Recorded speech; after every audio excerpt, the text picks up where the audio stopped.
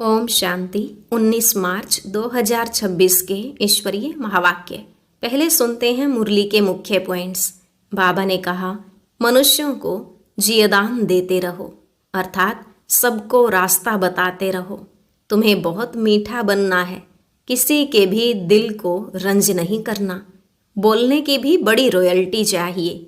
ईश्वरीय संतान के मुख से सदैव रत्न ही निकलने चाहिए। फिर बाबा ने कहा, तुम्हारे सिर पर पापों का बहुत बोझा है, इसलिए आशिक बन एक माशूक को याद करते रहो तो पुण्य आत्मा बन जाएंगे।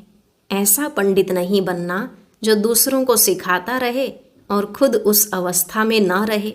अपना पुरुषार्थ भी जरूर करना है, नहीं तो कोई पर असर नहीं पड़ेगा। और लास्ट में बाबा ने कहा, मंजिल बहुत बड़ी है, सारी मेहनत देही अभिमानी बनने में है। तुम्हें याद का चार्ट भी लिखना है और दूसरों को आप समान भी बनाना है। अगर कोई को आप समान नहीं बनाया तो बाप कहेंगे सच्चा चार्ट नहीं है, सिर्फ लिखने तक ही है। अब सुनते हैं महावाक्यों को विस्तार। बाबा ने कहा, मीठे बच्चे, जैसे बाप दादा दोनों निरहंकारी हैं, देही अभिमानी हैं, ऐसे फॉलो फादर करो तो सदा उन्नति होती रहेगी। प्रश्न, ऊंच पद की प्राप्ति के लिए कौन सी खबरदारी रखना जरूरी है? उत्तर, ऊंच पद पाना है तो खबरदारी रखो कि मनसा से भी किसी को मेरे द्वारा दुख न हो।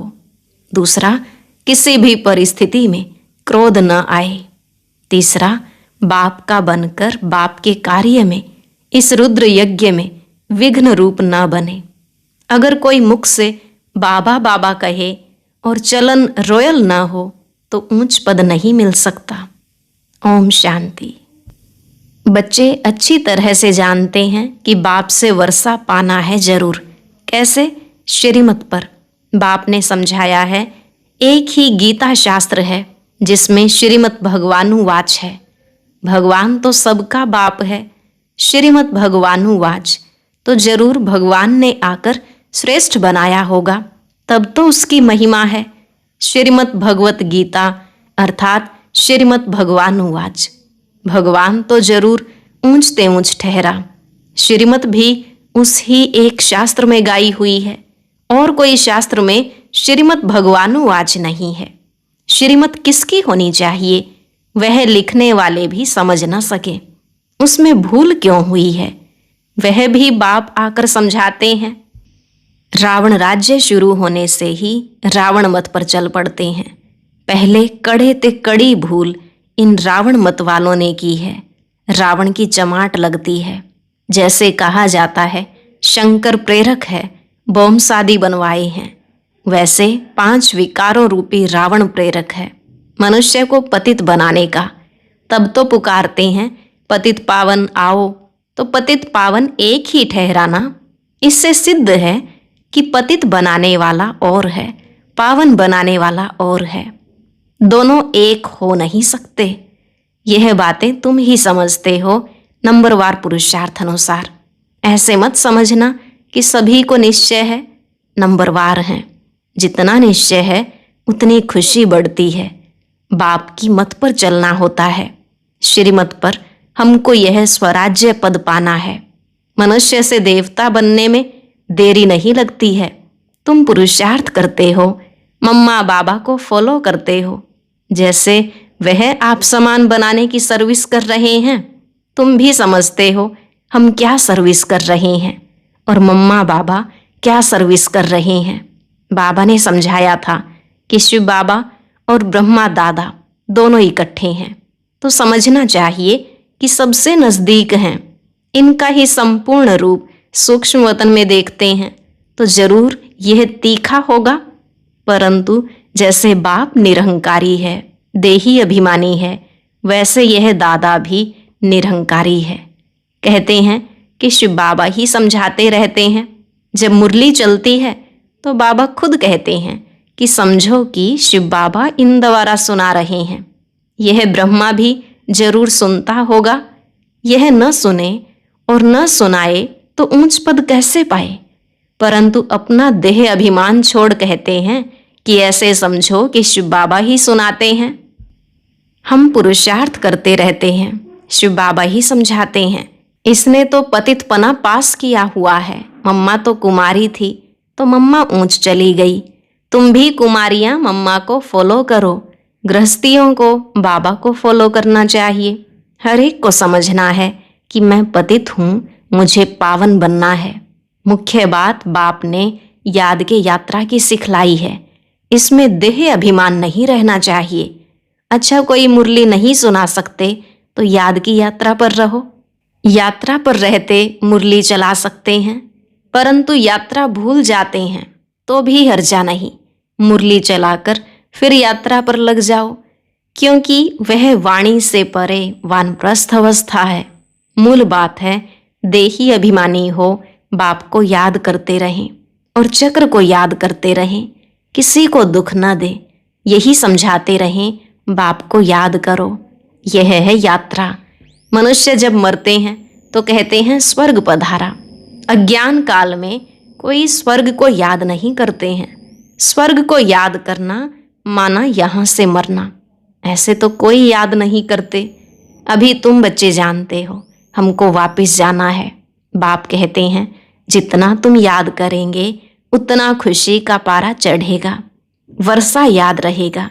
जितना बाप को याद करेंगे उतना हर्षित भी रहेंगे। बाप को याद न करने से मूंझते हैं, गुटखा खाते रहते हैं। तुम इतना समय याद कर नहीं सकते। बाबा ने आशिक माशूक का मिसाल बताया है।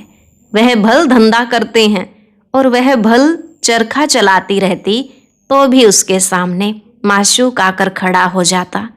आशिक माशूक को याद करते हैं, माशूक फिर आशिक को याद करते। यहाँ तो सिर्फ तुमको एक बाप को याद करना है, वह सबका माशूक है।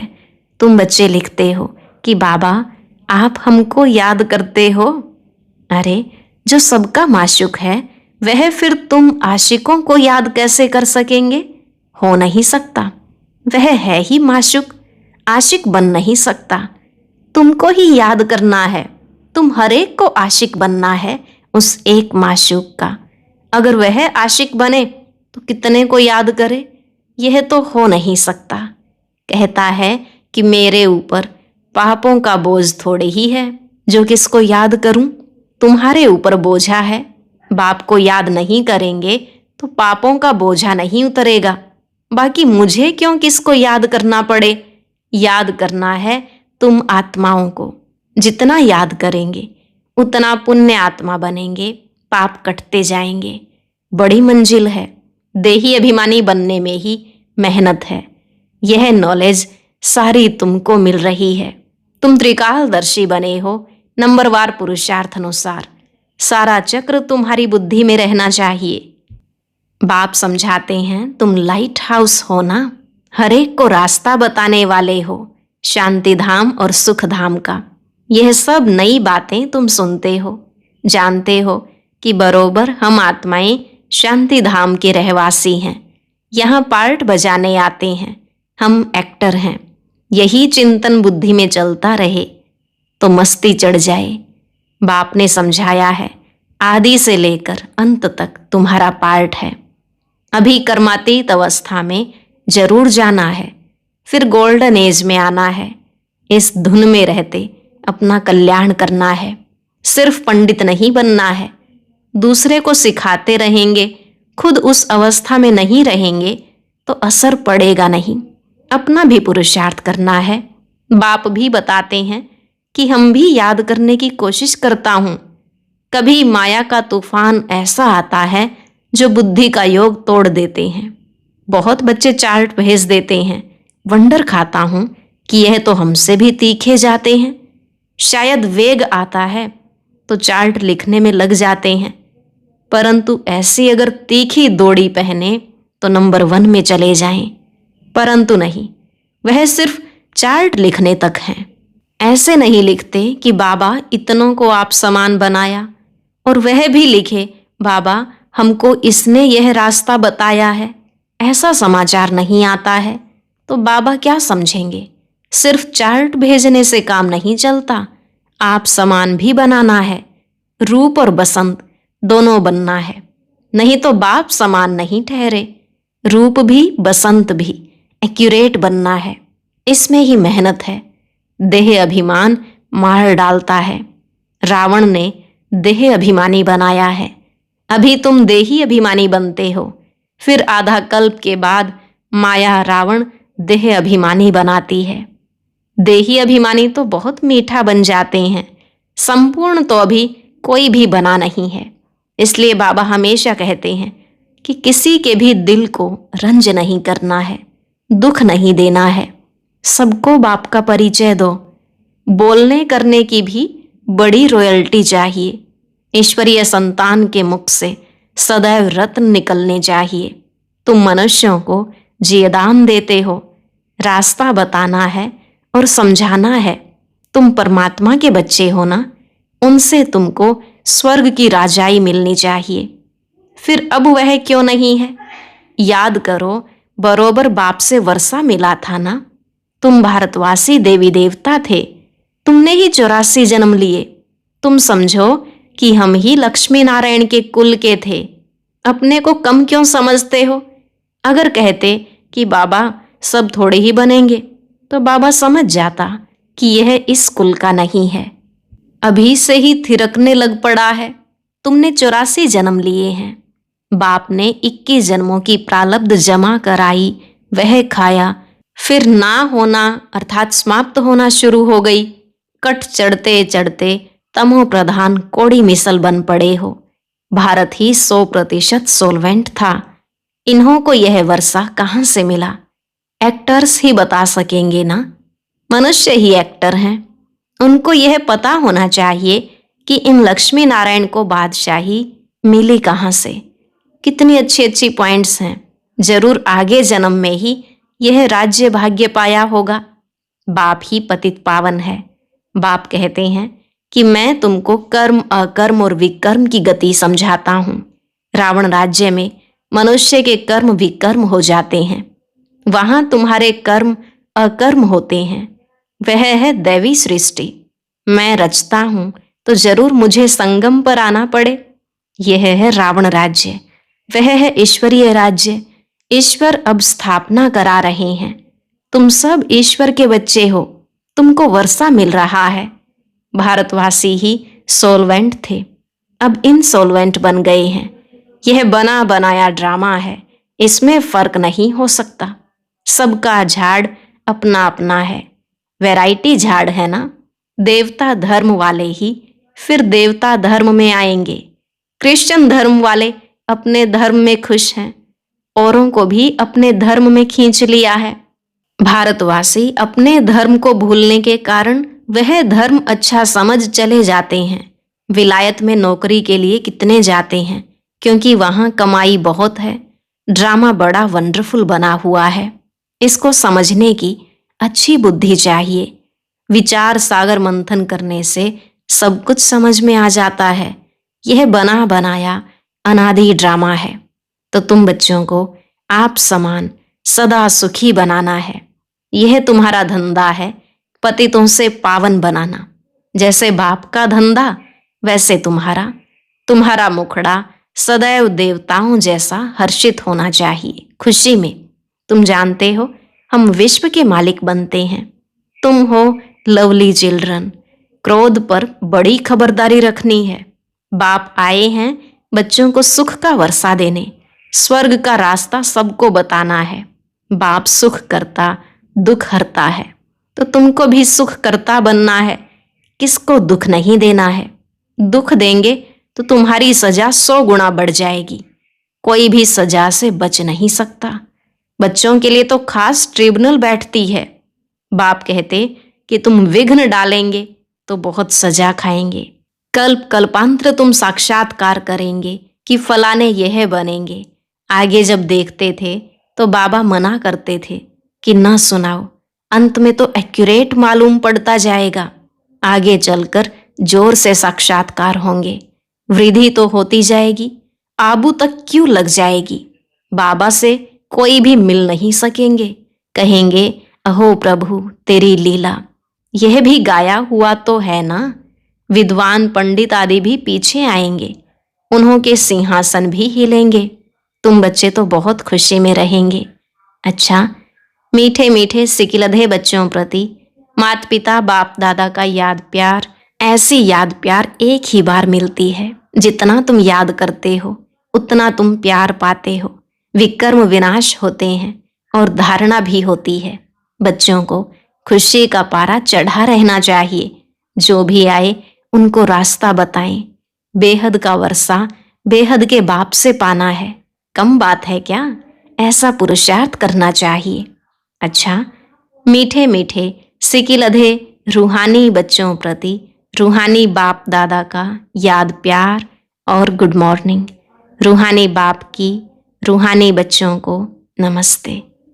रूहानी बच्चों की रूहानी बाप दादा को नमस्ते नमस्ते, गुड मॉर्निंग, शुक्रिया बाबा, शुक्रिया। धारणा के लिए मुख्य सार। पहला, बोलने चलने में बहुत रॉयल बनना है। मुख से सदैव रत्न निकालने हैं। आप समान बनाने की सेवा करनी है। किसी के दिल को रंज नहीं करना है। दूसरा, क्रोध पर बड़ी खबरदारी रखनी है। मुखड़ा सदैव देवताओं जैसा हर्षित रखना है। स्वयं को ज्ञान योग बल से देवता बनाना है। वरदान, पावरफुल दर्पण द्वारा सभी को स्वयं का साक्षात्कार कराने वाले साक्षात्कार मूर्त भव। पावरफुल दर्पण द्वारा सभी को स्वयं का साक्षात्कार कराने वाले साक्षात्कार मूर्त भव।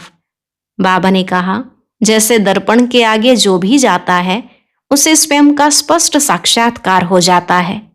लेकिन अगर दर्पण पावरफुल नहीं तो रियल रूप के बजाय और रूप दिखाई देता है।